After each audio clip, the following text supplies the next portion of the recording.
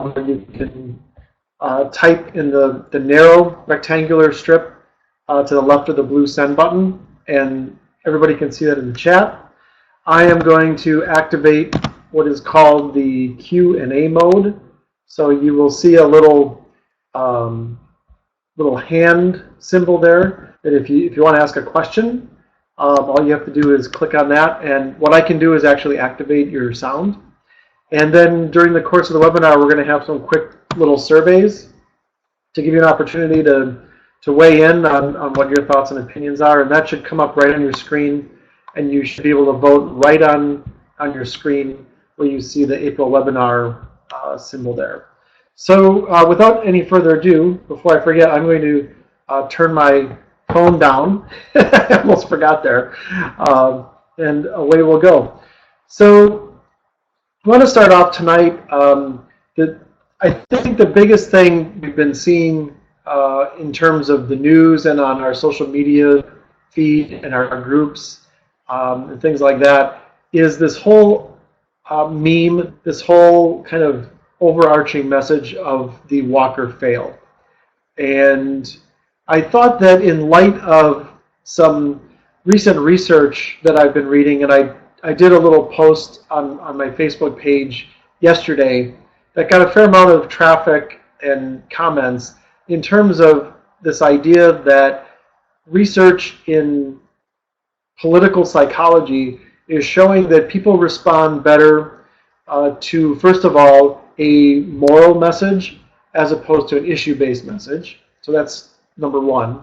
Number two is the idea that people are motivated more to act by a message that gives them hope or optimism for a future that they can visualize as being something that they are proud of, as opposed to a message or some type of communication that is negative, that gives them fear of loss for something in the future. So the title of the paper, the working title, and it's in review right now, is Utopia versus Dystopia. And it turns out that a utopian vision is something that actually motivates people more in terms of being active on any given issue. So the idea is, how do we take what is by and large a very negative message, which is that Scott Walker, GOP, have failed our state. They are failing to do what they said they were going to do, and their whole administration, the entire legislature, dominated by Republicans and ideologically conservatives, is a failure. So how can we turn that around? So that's what we're going to look at. So the first thing, I have a couple examples here of how prevalent the idea of the Walker fail is. And the first thing is, I'm going to just queue up a YouTube video here. It's definitely not as good as Prince and Purple Rain, but this is going to be an ad that was run during the 2010 election. You're going to understand the reference to, you'll see Walker and his little brown bag lunch, and you're going to see the message that was run. I believe that this was a, let me see, yes, this was a WisDems ad. So this was a ad paid for by the Democratic Party of Wisconsin. So here we go. Hi, I'm Scott Walker. It seems like every time I pick up the newspaper, there's another headline about our tax dollars being wasted. Fraud, abuse, waste. There's another headline about our tax dollars being wasted. Fraud, abuse, waste. There's another headline about our tax dollars being wasted. Fraud, abuse, waste. I'm Scott Walker, and I know how to get the job done.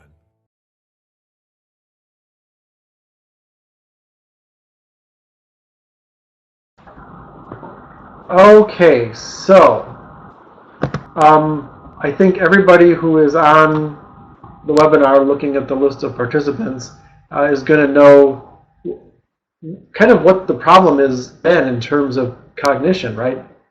the whole thing is a repetition of what the conservative message is, that government is full of waste, fraud, and abuse, and Scott Walker is going to be the person to fix that, as long as you vote for him. And as you saw at the end, yes, that was a DPW ad. So talk about throwing good money after bad. So there's one example there. So here's another example that's more recent. So this comes from former Madison Mayor Dave Cheslevich. And, again, the idea behind this is not to be critical of people or organizations. It's just to show how pervasive this is and how we listen to it, we read it and absorb it, and we just kind of accept it as common sense because of the dominant conservative frame. So here's from an Isthmus ad, the link there. When this goes up on the web tomorrow, you'll be able to access the link. First starts out, it hasn't worked. And I highlighted the critical framing points there. Wisconsin ranks last in creating new private sector jobs, right? So in spite of the facts, what is evoked there is the conservative metaphor of creating jobs, creating private sector jobs. Talks about not blaming the previous administration anymore, and then lays out what the conservative worldview, the conservative frame is in terms of economic success. Lower taxes, less regulation, pro-business attitude, grow business. So again, this is what we commonly call negation, right? In spite of the fact that you are trying to negate the idea by saying it hasn't worked, you're still evoking the idea. So another example of how this whole idea of fail has worked. And the last example I have here is another video. So this is an ad that ran in 2015. 2014. This is was a very commonly seen ad, and it was run by the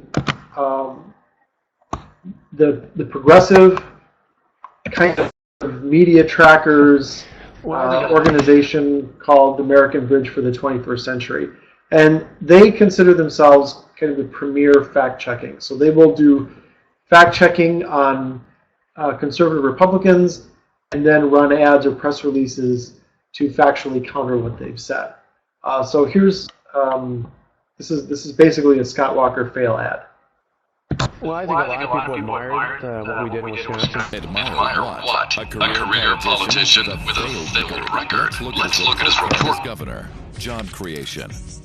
Wisconsin's job growth is just a disaster. Dead last in the Midwest in job creation. Failed promise he made to create 250,000 jobs. Defending workers. Scott Walker signed the state's controversial right-to-work bill into law. Right to work will hurt wages and benefits for workers and their families. The governor's own jobs creation agency has given money to companies that outsource jobs. Supporting education. Governor Walker's proposed budget cuts in higher education could be devastating. Calling for $300 million in cuts. Managing Wisconsin's budget. Complaints you hear from Democratic and some Republican legislators is that he hasn't paid enough attention to the budget process. That's why it has been something of a mess. I think it's a big failure of leadership by Governor Walker. He seems pretty checked out of the whole budget process. Walker has spent more time and effort making plans to talk to Iowans than Wisconsinites. Protecting women's health. Governor Walker eliminated all state funding for Planned Parenthood health centers in Wisconsin. Transparency and accountability. Governor Walker has been under investigation virtually every day he's been in office. Walker was in the loop on campaign emails sent by his county employees during the workday. Court documents suggest that Governor Scott Walker personally solicited large donations for an outside conservative group in order to get around campaign finance and disclosure laws. Scott Walker's extreme record has failed Wisconsin. What makes him think he can run the country? As governor.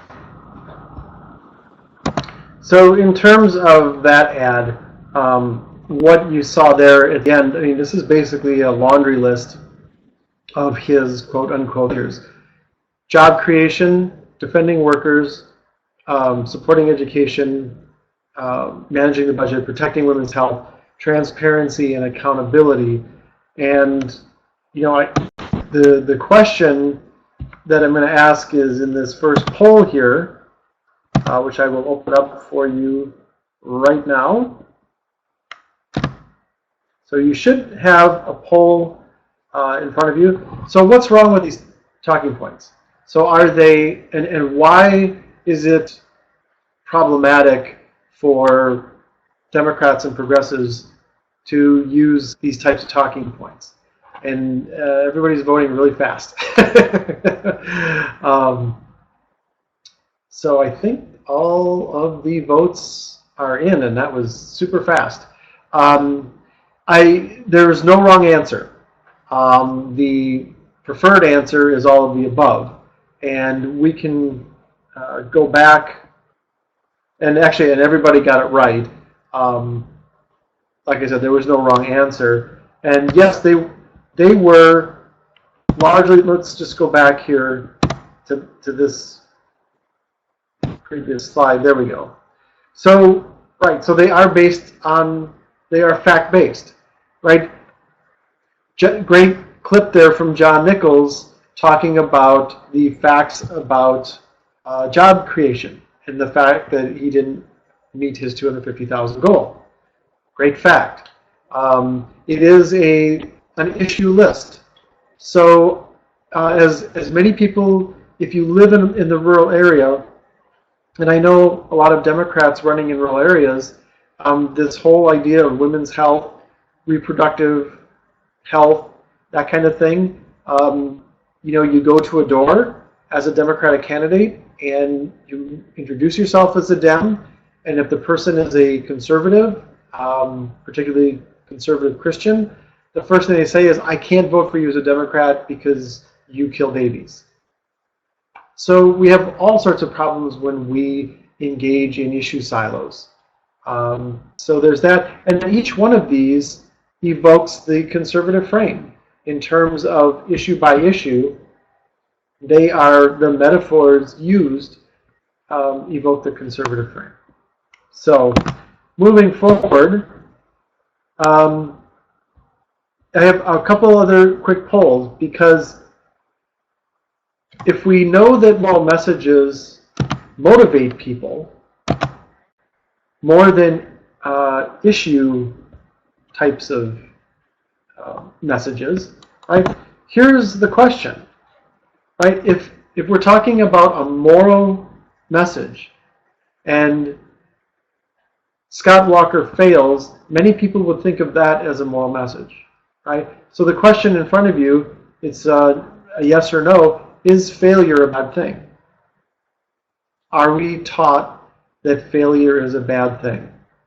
Is it bad to fail?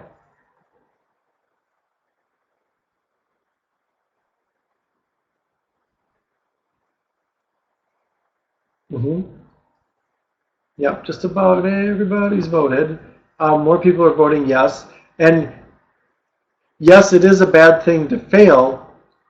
And the next poll, everybody I think has it here. There's just a couple people that haven't voted, but you get the idea, right? So we think in terms of failure as a bad thing.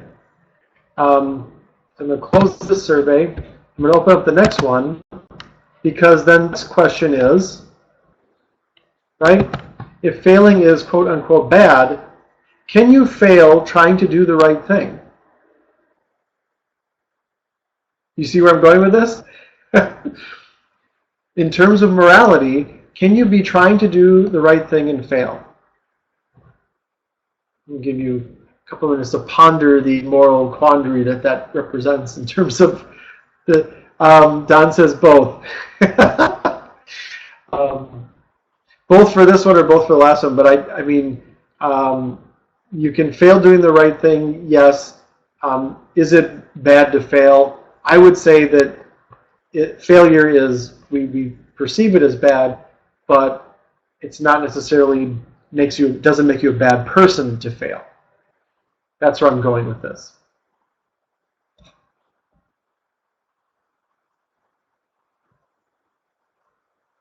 So there's let's see. Yeah. Okay. So people have voted. There's and I can't identify who it is, but there is somebody. Oh, there's a couple of people that said that you cannot fail doing the right thing. I think there are a lot of examples throughout history and even more contemporary where people have tried to do the right thing and they have not succeeded. So that would be considered a failure. Now so here's the point, right? I'm going to close that.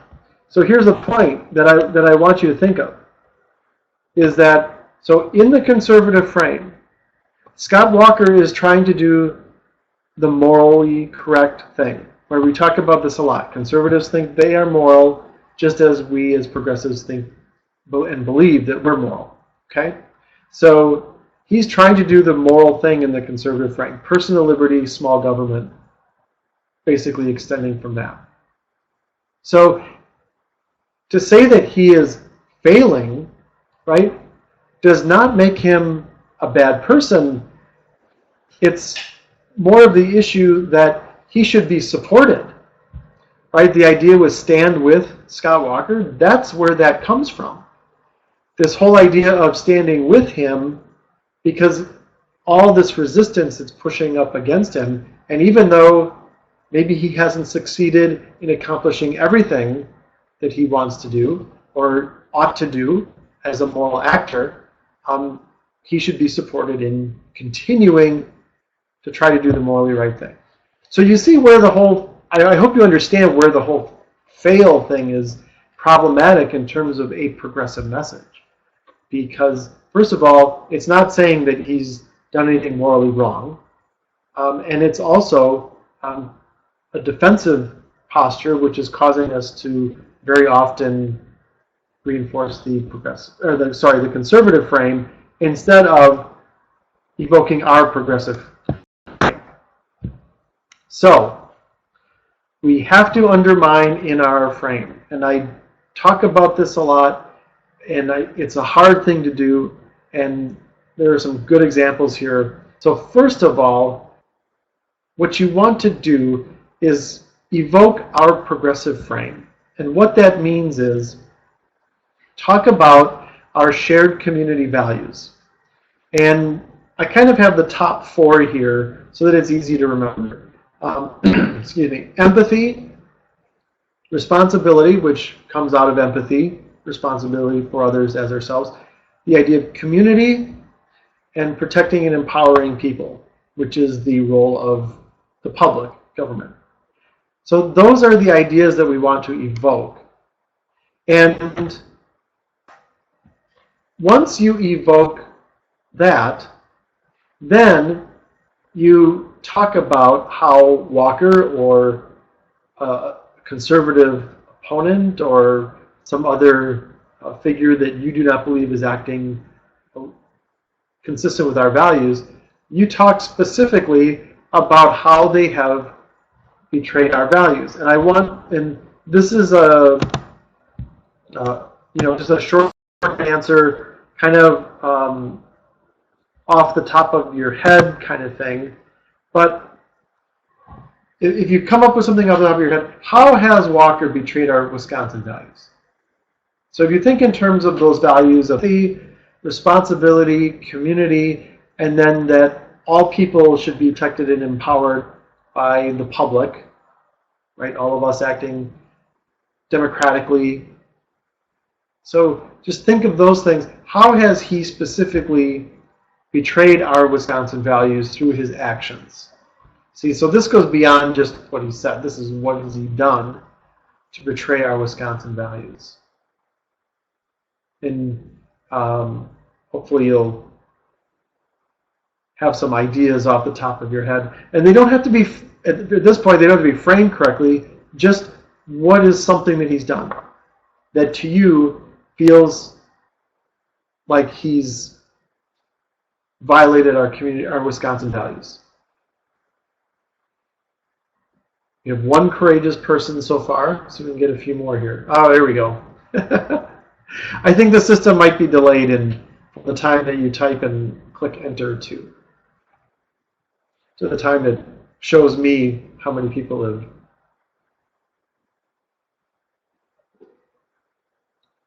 Okay. Some responses coming in. I mean, just off the top of my head, you know, one of the big ones that comes to my mind, and this is consistent with, for example, a Bernie Sanders message, is that he has really made sure that only the powerful and wealthy, the most privileged people, have any benefit from what's happening in Wisconsin right now. There are millions of people that are just left at the curb by this administration. So, okay, so I've got 75% have voted. Let me just see what we've got here. So we have a not protecting public education, giving too much money to private schools. Absolutely, right? So if his job as governor is to protect and empower every child, then clearly that's not happening. He is not protecting and empowering every child through education. There are select few that are benefiting from the education system at this point. That is a fantastic answer. And well, you guys are really consistent. We have supporting select few over everyone in communities, and here's a good, and this is actually several people have said this. This is really good. So this idea that instead of creating community, and this goes to the idea of, again, of protecting and empower all people, and the idea of community is he's dividing us, right? He's dividing us between the people who just benefit from all of this and the people, again, who are left behind. And this works on a lot of messages. I mean, for example, in sand mining, right? Communities and families are being divided by sand mining. Communities and families are being divided because of the terrible situation with the education budget, both higher education and K-12. Healthcare. There's a lot of examples. So you get the idea. So there's some ideas that you can use to start evoking that whole progressive frame into Wisconsin values. And I think this is really powerful. I mean, when I talk to people who are conservatives or people who we would consider moderates, and we start talking about what our values are, what our Wisconsin values are, these things that are listed here are things that people really get and they understand, right? We care about our neighbors in our community. The idea of the golden rule, do unto others as you would have them do unto you. That's a universal message. This idea that we know that the better our neighbors do, the better we all do.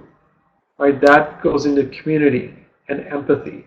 Right? We know that if our neighbors do better, then we'll do better as well. If we see our neighbors living in hopeless situations and in strife, then that gives us pause to consider what our plight is, and then maybe our life's not going to be as good.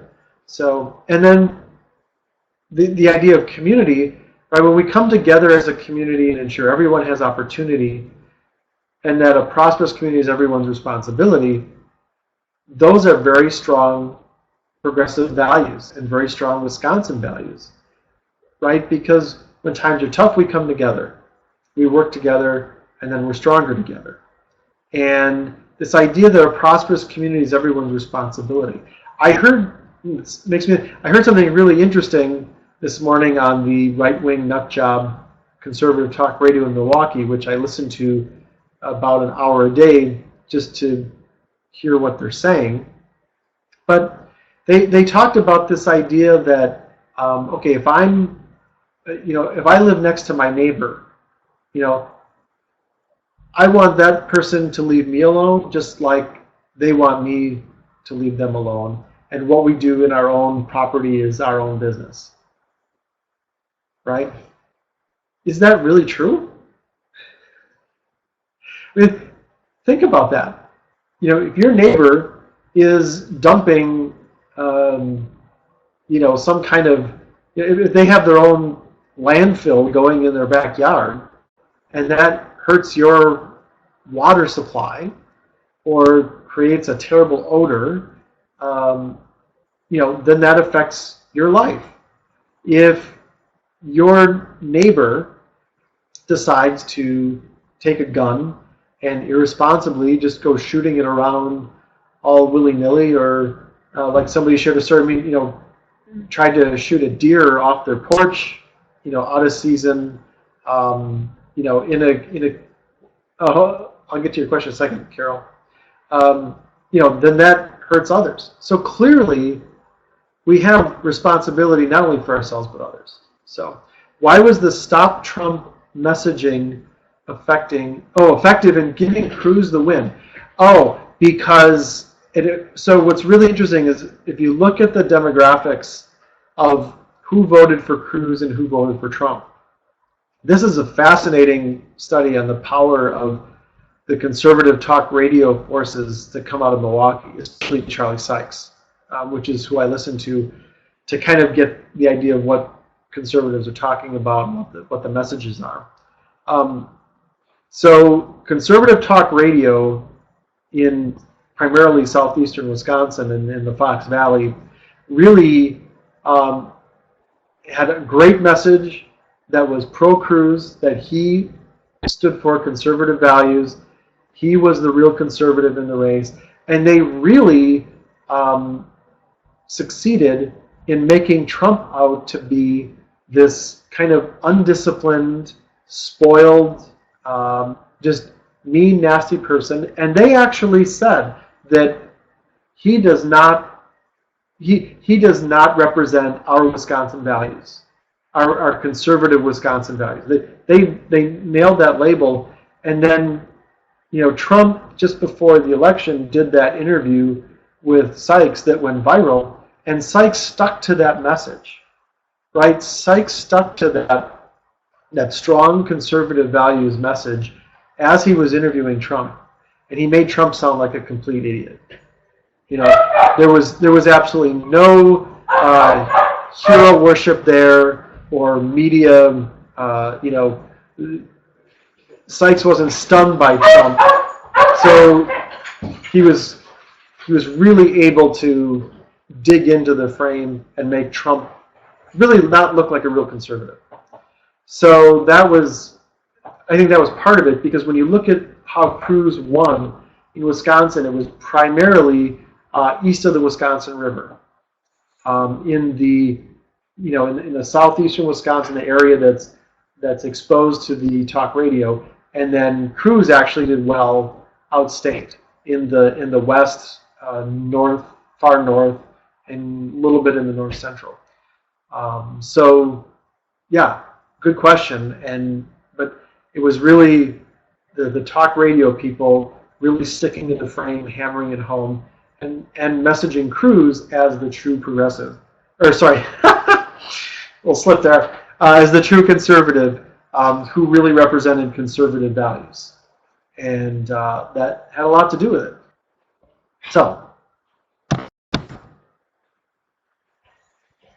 So what you do is, when you go into undermine or attack mode, the first thing that is really important is to make sure that you have your frame established.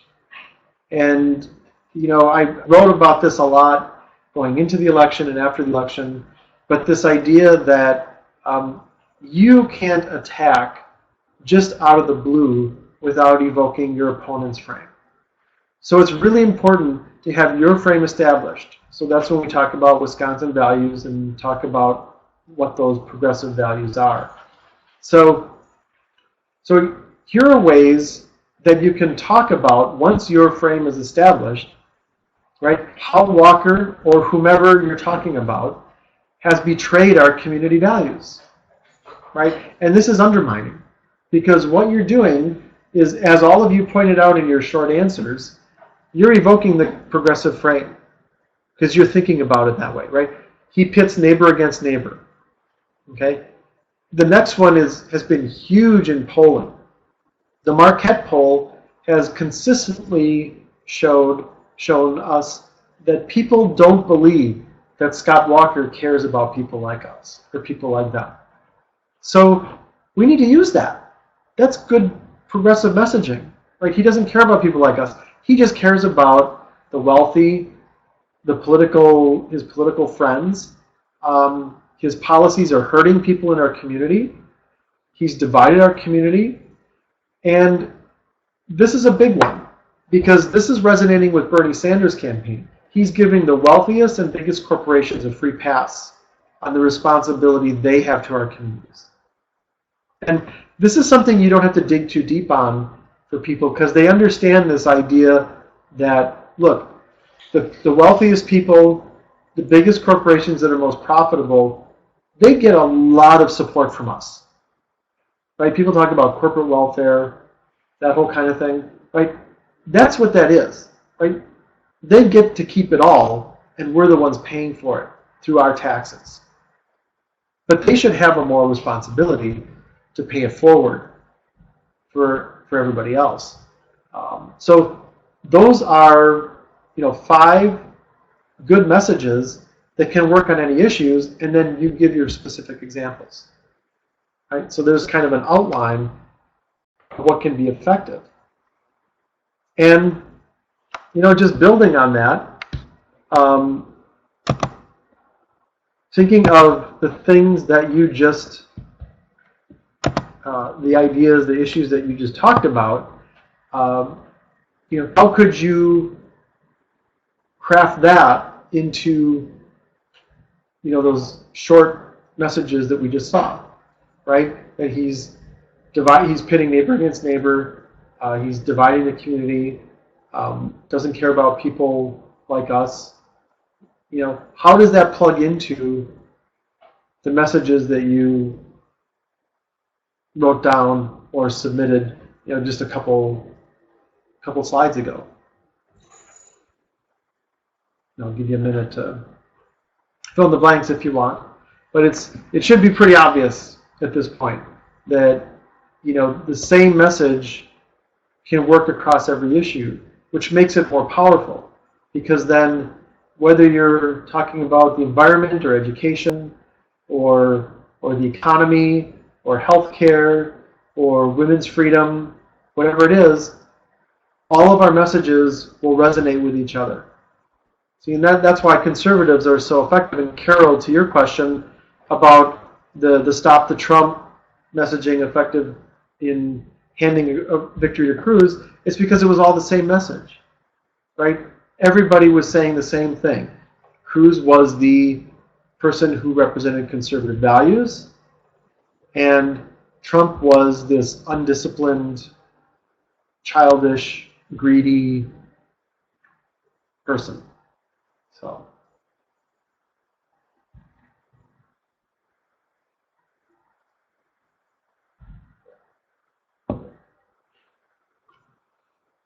Okay, so just so we can keep things moving along, I'm going to just pull up the responses here.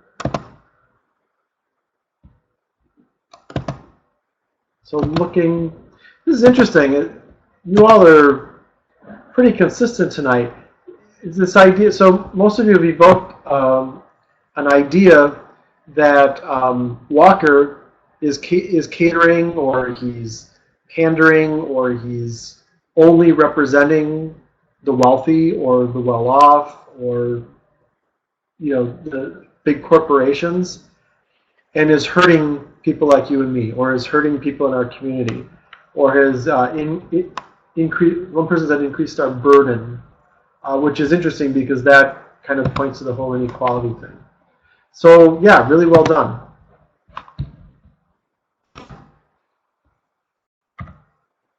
So basically, just to review here, the kind of the best messaging practice for setting up not only your frame, but then so you can undermine, is so you define your frame of Wisconsin values and the ideas we talked about: empathy, responsibility, community, protect and empower people. It's the role of the public. That you define that as accepted values. That Wisconsin values, community values.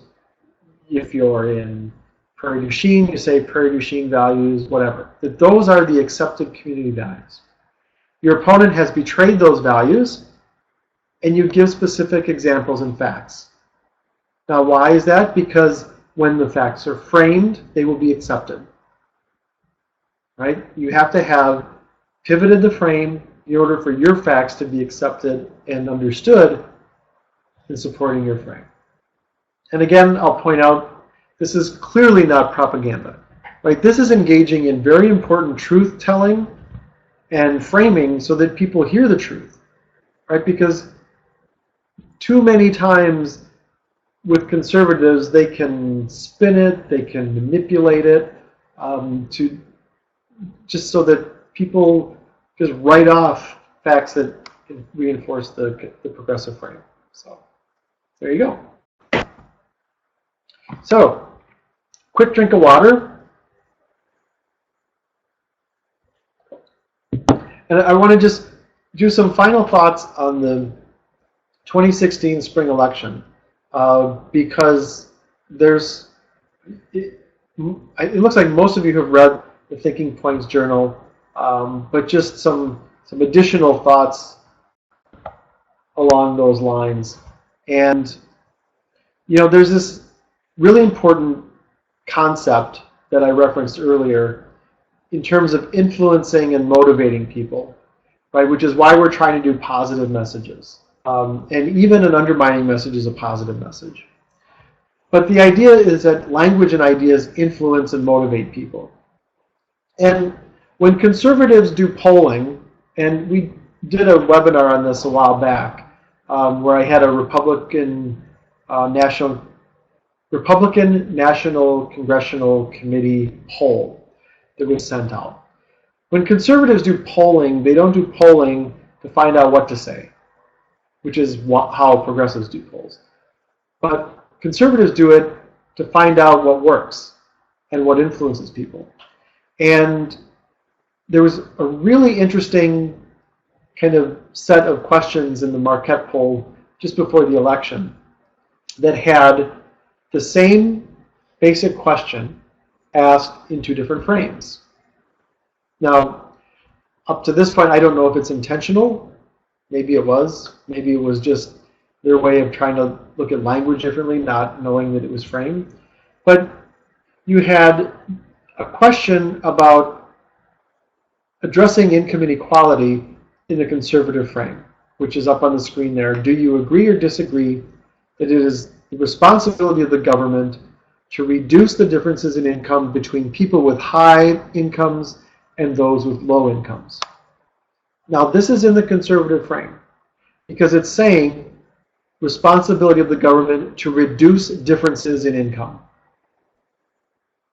What do conservatives say about government? It's immoral. Right, exactly. Carol's got it. Right. Right. This is in the conservative frame because it's evoking the idea that government has no business doing this. Government is immoral. It impedes people's personal self-interest, which would be to get more money, right? So when you look at the polling response for this, it is a fairly predictable response, right? And, oh, Carol, that is a great question. We should do a whole webinar on whether pollsters should know how to frame a question. Most pollsters use the pretty much common sense language of the day, which is generally conservative. So 80% of the time, polls will have a conservative slant to them just by virtue of which frame they evoke. And this question is a perfect example of that. If you look at the responses, so the higher the blue bar, or the bigger the blue bar, and the higher percentage of disagree there, is the more conservative the area is. And I broke it out here by the region. This is by media market, because you can get a good idea of where the most conservative responses are coming from. And predictably, they are Milwaukee other, there is the suburban Milwaukee, right? The Wow counties, the Ring of Fire. So that's Milwaukee other, very conservative. You have Green Bay and the Fox Valley, which tends to be pretty conservative. It tends to be a bellwether indicator for conservatives. And then you have rest of Wisconsin. Surprisingly, and I wrote about this in the Thinking Points Journal, so if you haven't seen it yet, check it out. Look at Madison.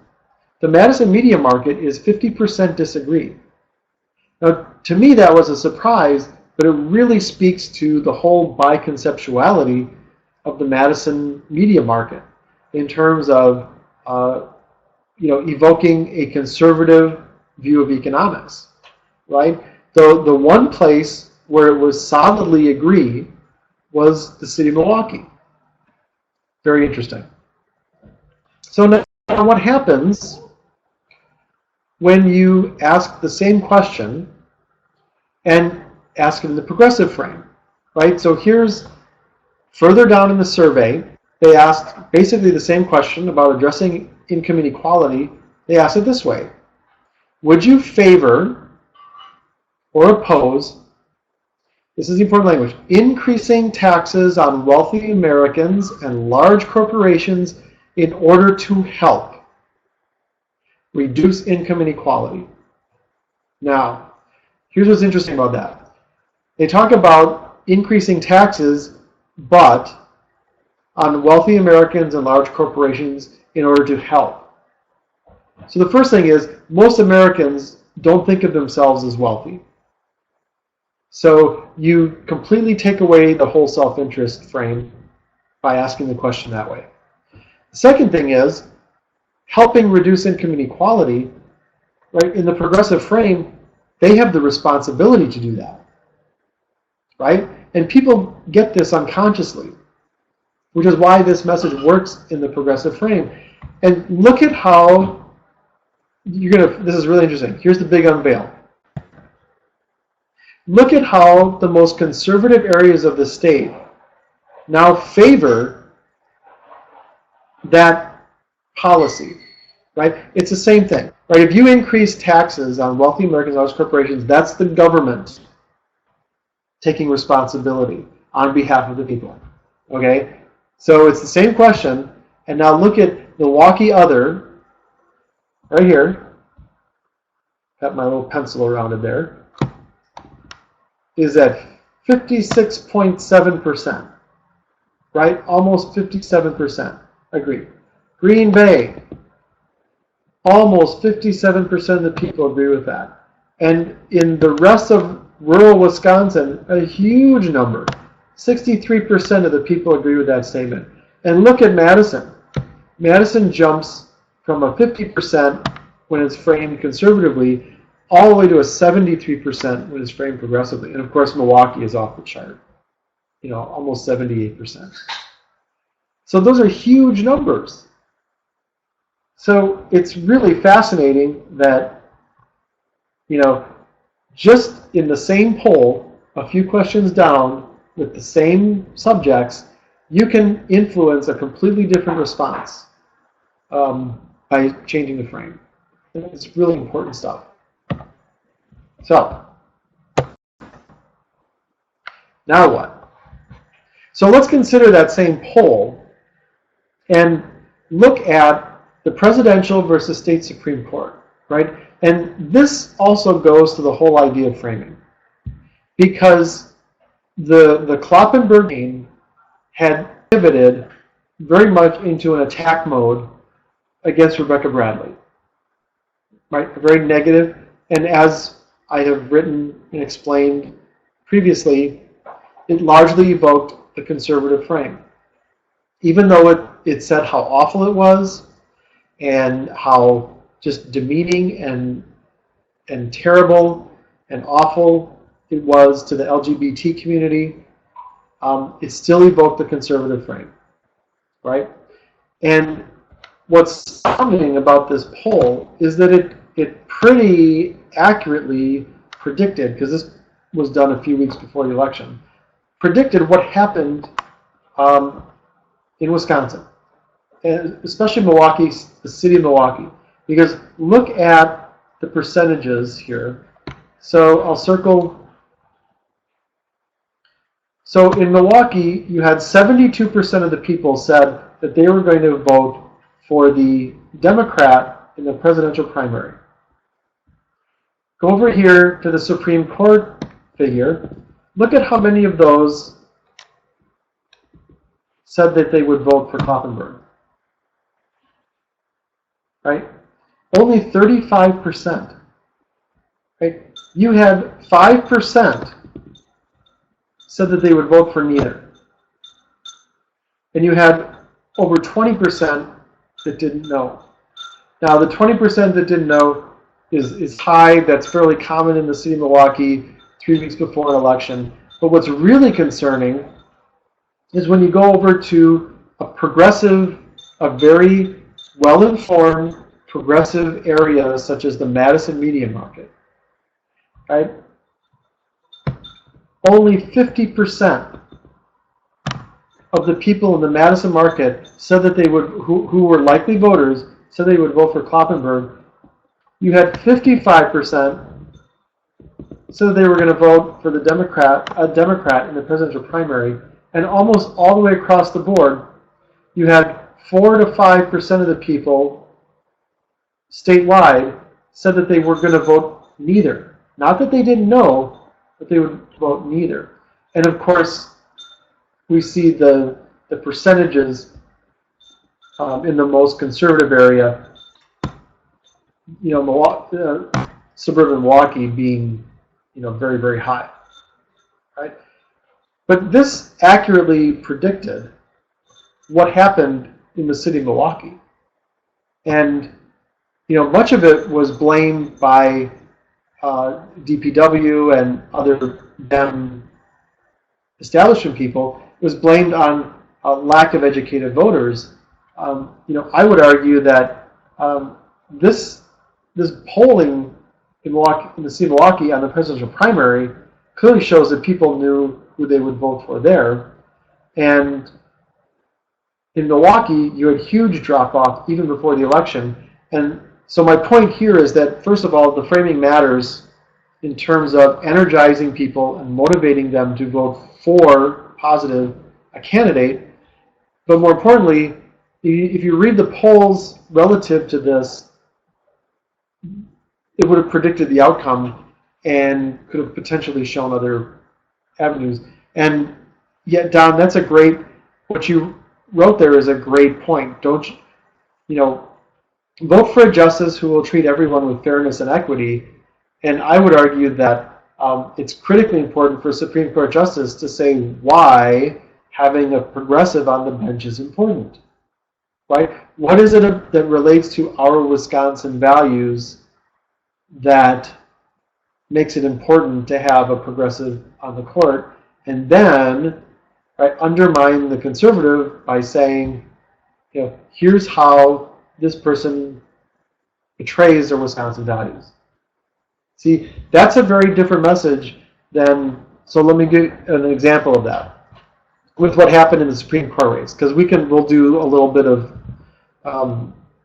hindsight is 20/20, but it's important to analyze this. So if the Kloppenburg campaign message had been, it's important to have Joanne Kloppenburg on the bench because she will, treat everyone as they want to be treated. She will bring communities together. She will protect and empower the people through, the law, that type of thing, And then if you turn to the awful things that Bradley wrote, well, at Marquette, Oh yeah, Carol, great question. Let me get to that in a second here. Then if you turn to the things that Bradley wrote at Marquette, all the homophobic things, and you say, look, these are not our Wisconsin values, right? Rebecca Bradley betrays our Wisconsin values because, we don't treat people that way.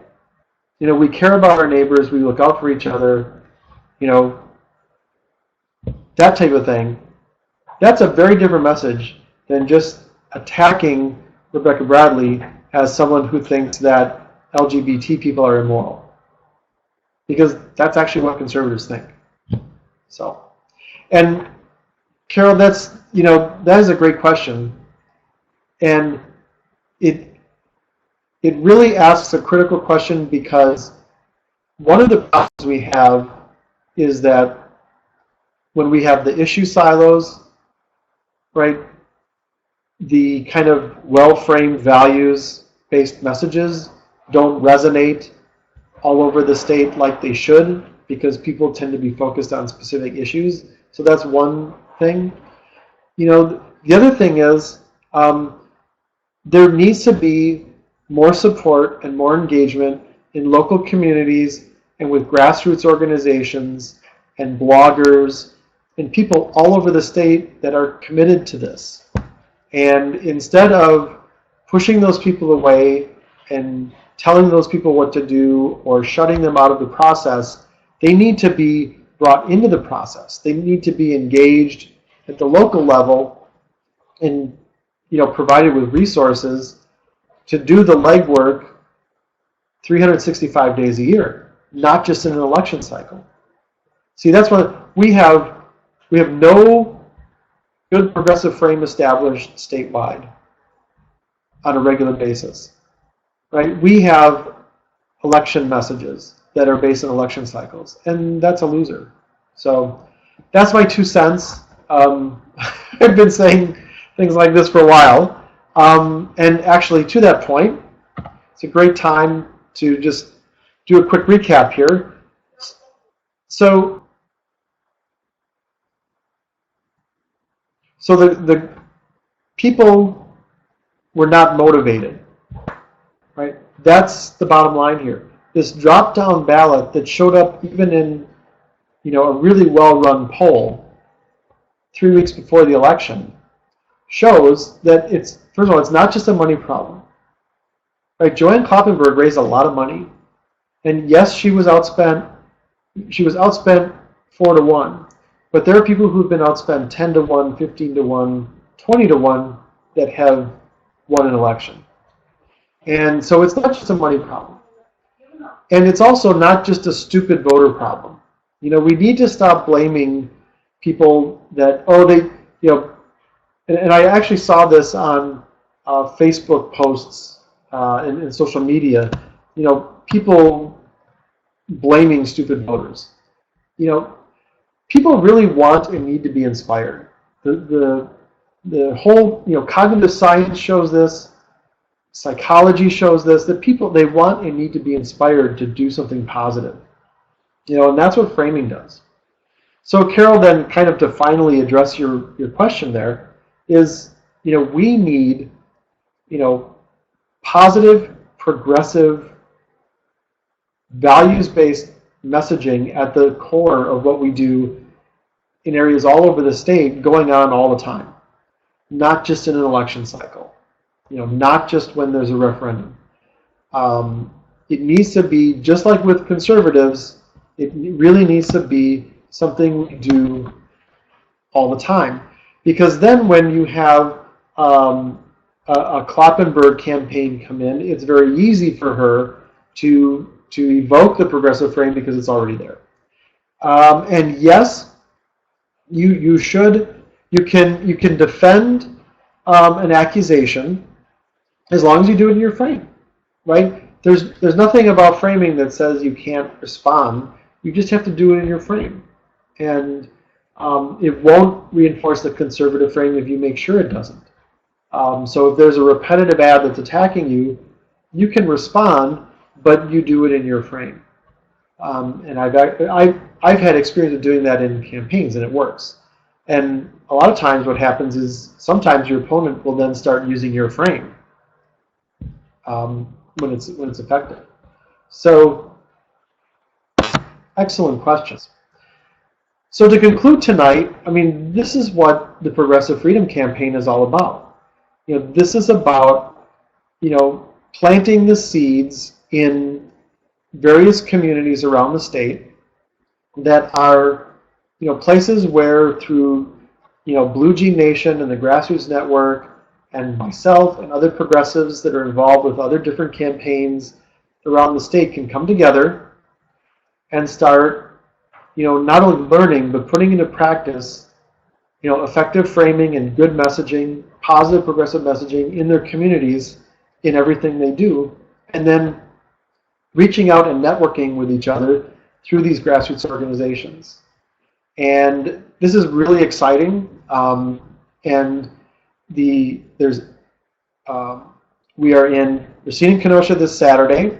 It's in a very convenient, great location, kind of halfway between the two communities, the Kenosha Northside Branch Library. You know, really good space. And there will be folks from the Wisconsin Grassroots Network there. Mike McCabe will be there. And, you know, looks like it's going to be a very, very active group. And then next weekend, on Saturday, we'll be up in Ashland. And so tell all your friends in Ashland and in La Crosse. And those are areas that are also largely underserved by kind of the establishment party organization. And it's places where we can start making some really, really good inroads. And the idea is to start doing some things locally to win some school boards, to win some county boards, some city councils, some town boards, things like that. Because those people are the next assembly candidates, they're the next state senate candidates, possibly a governor's race at some point down the road. So there you go. I will keep this up for a bit. We're just about at the end of our time. Thank you, everyone. Again, we have people from all over the state here. It's not just, you know, Madison or Milwaukee. We've got people from all over here. So, you know, help get the word out. And I will see you all in the near future at one of the events coming up, or on the next webinar, or who knows. And you've all got my email, so feel free to ask questions. And with that, we are going to call it a night. Thanks a lot.